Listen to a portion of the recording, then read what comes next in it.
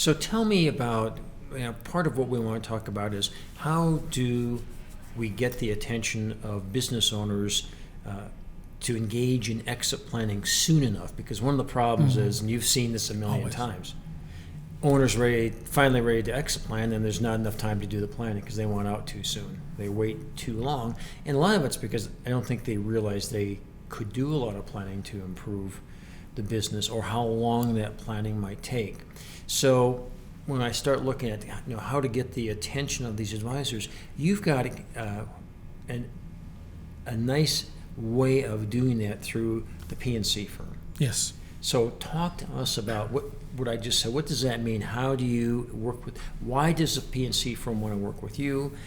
Why do you want to work with them? How does that relationship work, and what's going on with all of that? Well, in the P&C business, and I actually got into the insurance agency through a P&C firm as a partner in a P&C firm back in the 80s. And so I started in that business, so I have a good working knowledge of it, and I've owned 2 agencies over my career. Right. And so I know the P&C agencies in my area intimately well. And I think P&C agencies, like a lot of people, they are in the midst of a merger and acquisition, no doubt, whatever you want to call big it, consolidation. Tsunami. Big, huge. I think the last statistic I read, one of the Marshberry is a consultant in that business, and when I met with them in 2014, they said by 2024, so in 10 years, there'd be 50% of the independent agencies in the country, 50% fewer agencies because the mergers and acquisitions is going so fast. So they're all growing. The locally owned P&C agency is now going the way of the small private bookstore. Yeah. Barnes & Noble's gobbling them up.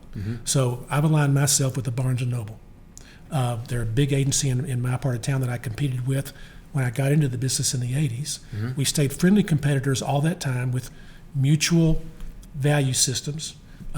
We took clients from each other every so often, but never in a nefarious way, and always in a way that it was just, we didn't have a particular market, but it was never something that burned a bridge. They've got a great model. They're in the top 25% of agencies in the country. And so, like everybody else, though, they're commoditized in what they do. And so this particular agency, and this is what I would tell anybody looking for a partner like this, they spend a lot of time, money, and effort on bringing added value to their commercial client base. They call it their stewardship program. And so when I still have a book of business from the P&C years. Some of my clients go back to the 80s, some large commercial accounts. And so I broker that through them, but they then now broker all of their life insurance through me when we struck this deal. I gave them a better opportunity there, a little bit better financially and much better service-wise. And then I started introducing the exit planning topic. Because I was going to say, life insurance is commoditized too. So you just going in and now being a life insurance advisor doesn't differentiate them from everybody else. No, so it had not at to all. be something else. Not at all. It was the exit planning. But they didn't have an in-house life insurance guy. They were brokering that through a local national company. And so when I agreed to, I was really just renting an office there. In my new office I rented from them, and just brokering my P&C business. And they agreed to, we put an agreement together for them to buy my P&C business when I died or retired. And so that was important.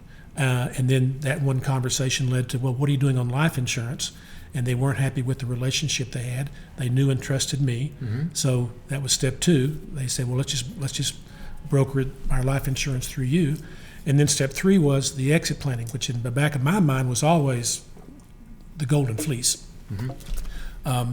And so when we started talking about exit planning and I presented it to their partner group, they quickly identified it as, again, another added value tool for their commercial clients.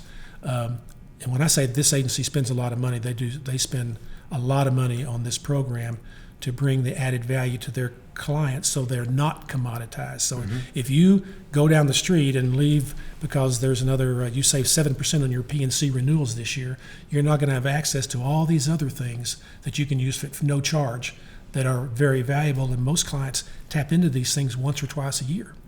So now the exit planning brochure, my BEI trifold exit planning. Have you ever thought about getting out of your business? That I've customized, which you like. That's in their stewardship folder. And so now it's part of their stewardship program. And I pay them, split the fees with them. I give them 20% of the exit planning fee because they can do that. And which is, I found a fair deal for me. So that's kind of how that's set up. And it's all about the added value that they had already recognized. They just saw this as, when anybody hears the exit planning story and what it's all about and the process that's involved, it's, people catch on right away. So the exit planning that you do, Right. it's done under their banner. So No, it's not. It's yours. It's none. I'm not an employee. Right. That's a good question. I'm on their website, but it's as Omega 7, which is my exit planning DBA, and it's part of their.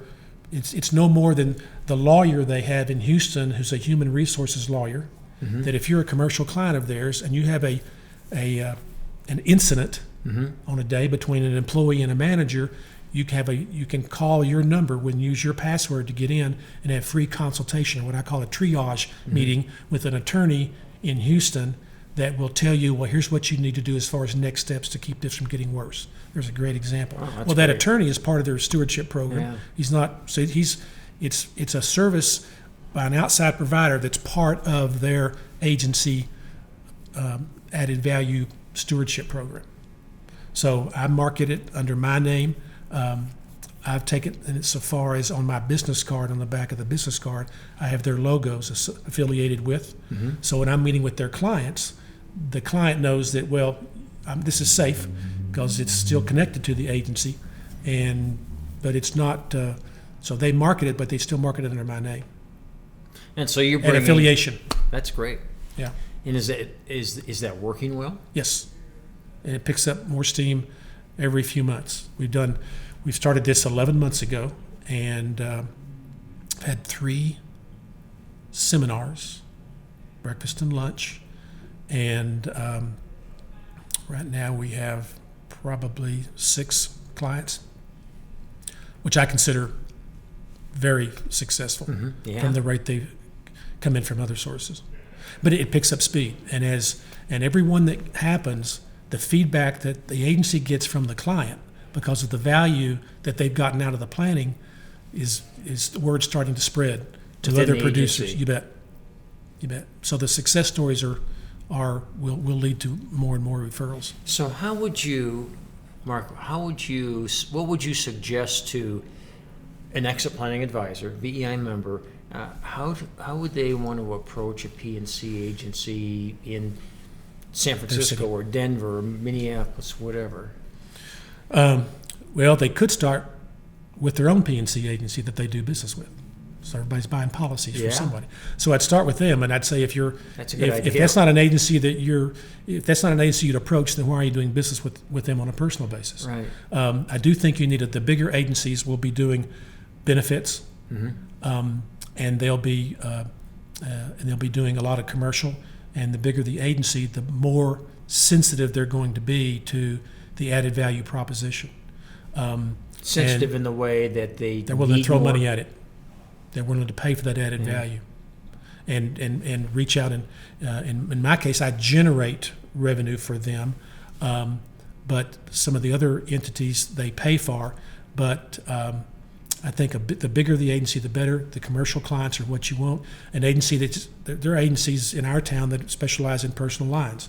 Well, that's not really where you want to go. Right. You want to go with the larger agencies who do the commercial insurance and have a benefits program, and because they'll have the biggest target on their backs, and they'll have the biggest client base as well. So the benefit to the P&C agency is the increased level of service they're able to Yes. give to their customer.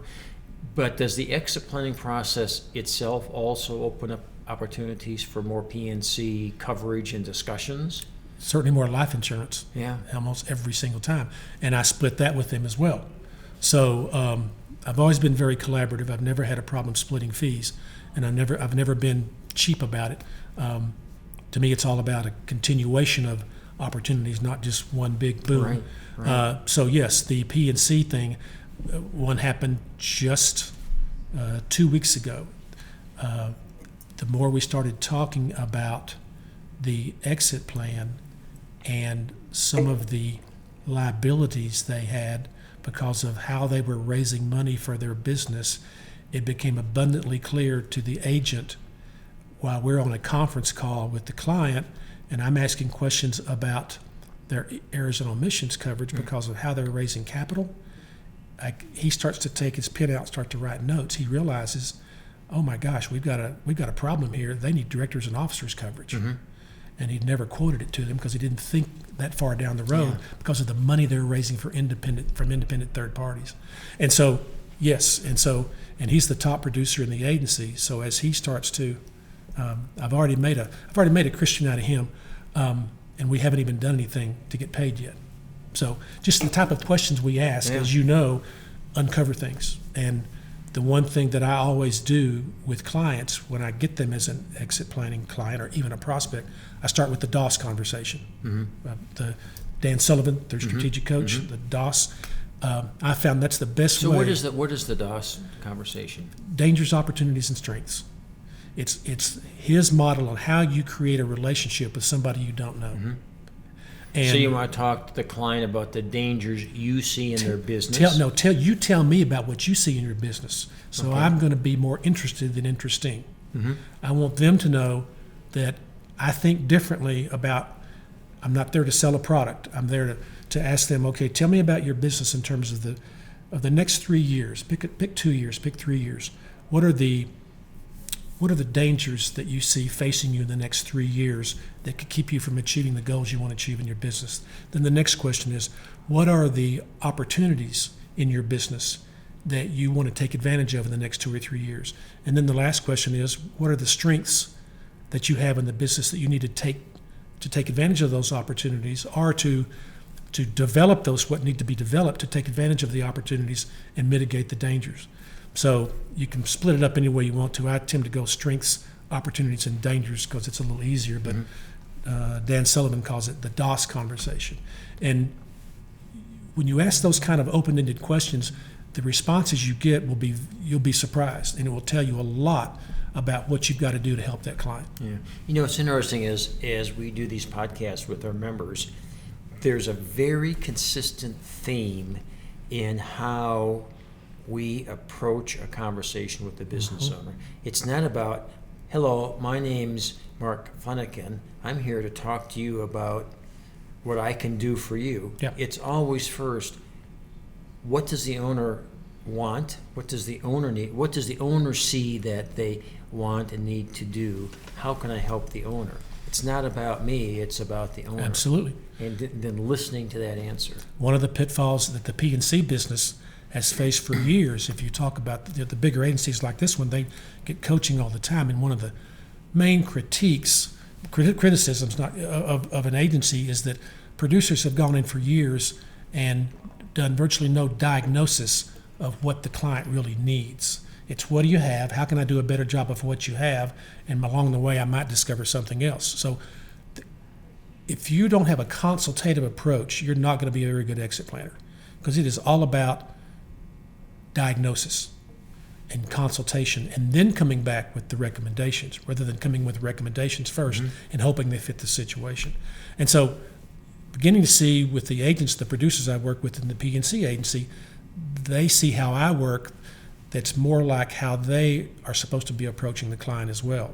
The consultative approach is just, you've got to have that approach rather than how quickly can I get something sold, because it's a long-term play. Well, they want it to be, but I mean, part of the problem with I think the P&C world is that it is very price-driven.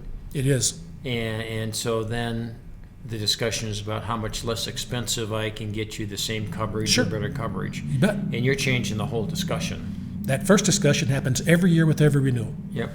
And the average... So the customer, if that's all they see, then that's an absolute right. It's an absolute commodity. I think in the industry, I read that the average term a client stays with an agency is 8 years on the P&C side. Yeah. But you better be doing some other things, and that's what exit planning represents. as far as, not that they still might not have access to me, but if they leave the agency, but obviously there at least is some sort of a moat around that client being able to be plucked off by a competing agency because there's no other exit planning person that an agency in town is aligned with. So I've done banks were the target for years, but this agency is a long-term relationship because they're not going to run out of clients. And so that has made your whole job of getting the attention of business owners ready for exit planning and engaging them a heck of a lot easier because they're all there. And No you know question. a fair amount about them just by their relationship with the P&C agency. Mm-hmm. And if they do have a good relationship with the P&C agency, which I suspect they do. they do, it makes your job a lot easier, and then you reinforce the good qualities of the agency back to that client that you're doing exit planning for. Absolutely, and likewise, the feedback the agency has gotten from the clients has been really very, very, very comforting and very flattering at the same time.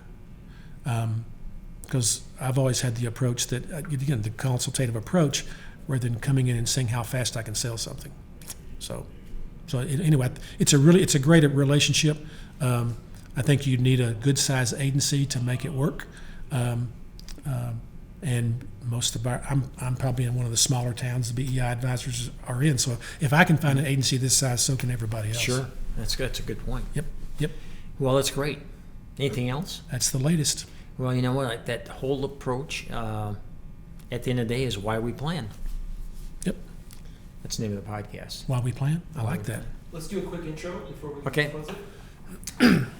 Good day. My name's John Brown. I'm the founder of BEI, and with me today, I am very pleased to talk with a longtime friend, a longtime BEI member, a longtime exit planner, Mark Flenniken from the lovely town of Lubbock, Texas, Thank you, John. that I visited more than once, right? than once. It's really a lot of fun. You've been there. That's right. And I do have to talk one quick story on that and flying into Lubbock for the first time. Oh gosh. Which is as flat as a pancake, first It of all. is. So I'm coming down for a landing at the Lubbock airport, and I look at these fields, and there's these big, puffy, white things all over the place. I thought, what in the heck is that? Money. Yeah, you would call it money. Call The it rest money. of us would call it cotton. Yeah. I'd never seen a cotton plant before. You don't get that in Colorado. No, your stuff comes from the sky. Ours grows up from the ground. Yeah. All right.